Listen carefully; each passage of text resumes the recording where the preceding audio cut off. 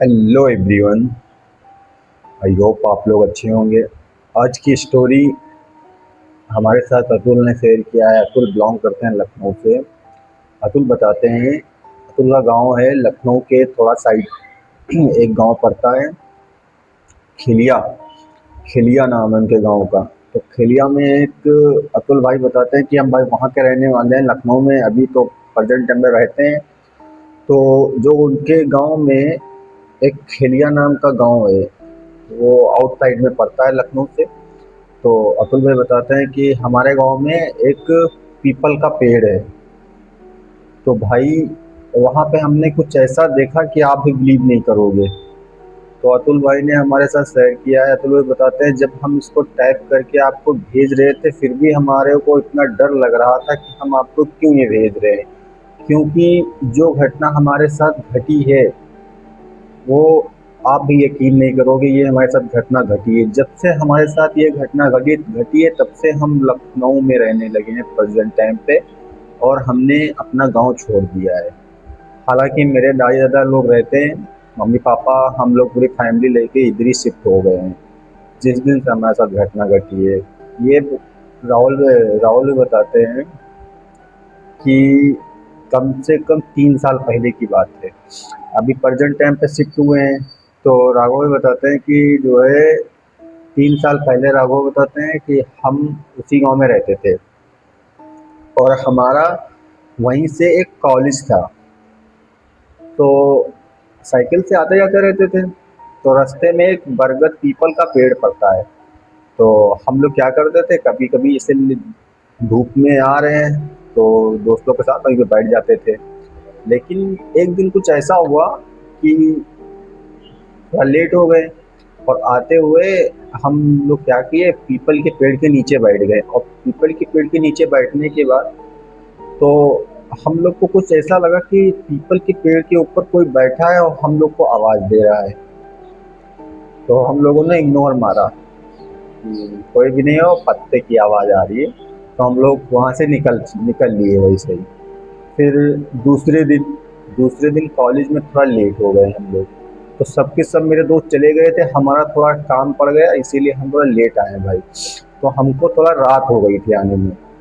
5 बज चुका था हम साइकिल बहुत तेज स्पीड में लेके आ रहे थे, बहुत तेज स्पीड में। और हमको कुछ डर भी लगता था उस गली में जहाँ से निकलते थे, जहाँ जंगल पड़ता था, पीपल का पेड़ पड़ता था। तो अचानक से मेरे साइकिल की चैन वहीं पे उतर गई, पीपल के पेड़ के ही जस्ट सामने उतर गई।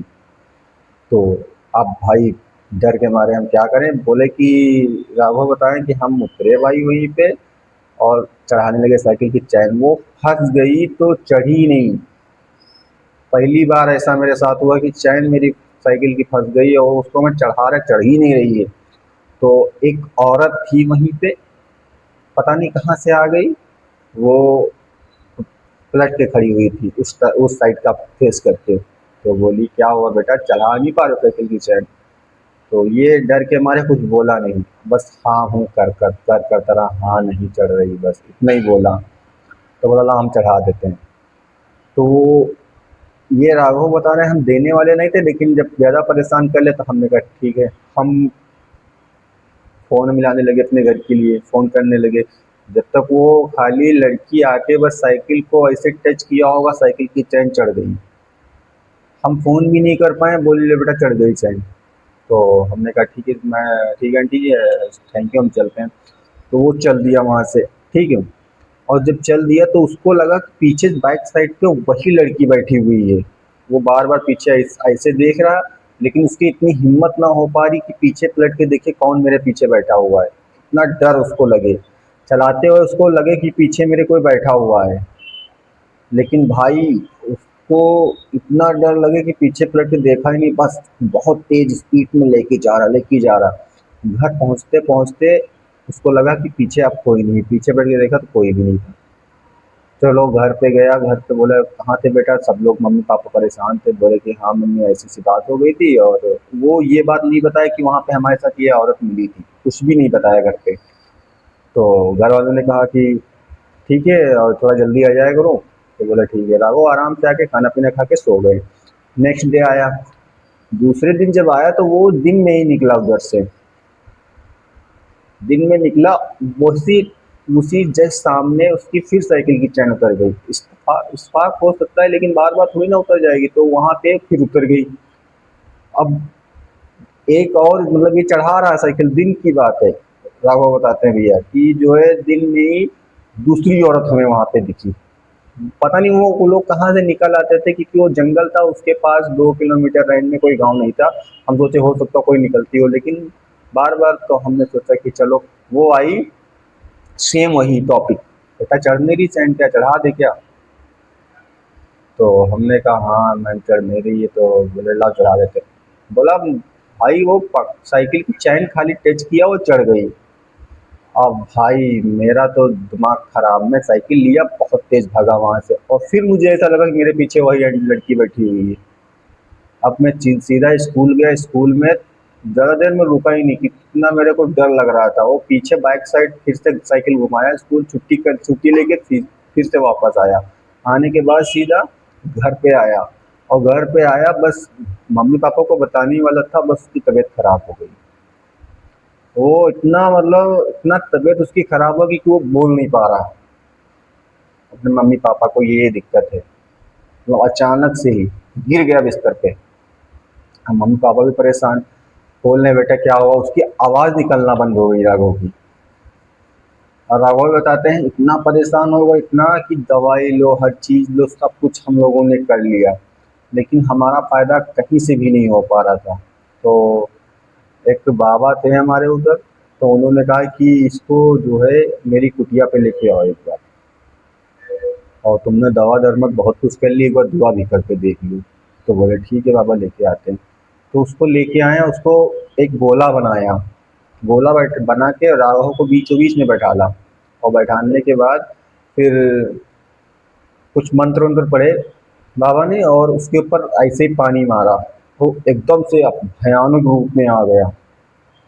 और आने के बाद बोला क्यों बुलाया मुझे। अब बाबा ने कहा तुम इस बच्चे को क्यों परेशान कर, उसको छोड़ो, अगर तुम्हारा तुम्हारा इसने क्या बिगाड़ा है। तो वो औरत बोल रही कि इसने मेरा कुछ भी नहीं बिगाड़ा, लेकिन ये मुझे पसंद आ गया है, और मुझे नहीं, मेरे जितने दोस्त हैं 10 दोस्त हैं, मेरे 10 दोस्तों को ये पसंद आ गया है, और इसको हम छोड़ेंगे नहीं, इसको हम लेके जाएंगे। अब बाबा ने कहा ऐसा मत करो, वो बच्चा जो है अभी कितने साल का, 18 साल का है, उसको क्यों लेके जाओगी, तुम्हारा उसने क्या बिगाड़ा। कि नहीं बाबा वो मुझे पसंद आया, मैं लेके जाऊंगी। अब बाबा को इतना गुस्सा आ गया कि मेरे से इतनी ऊंची बातें कर रही है।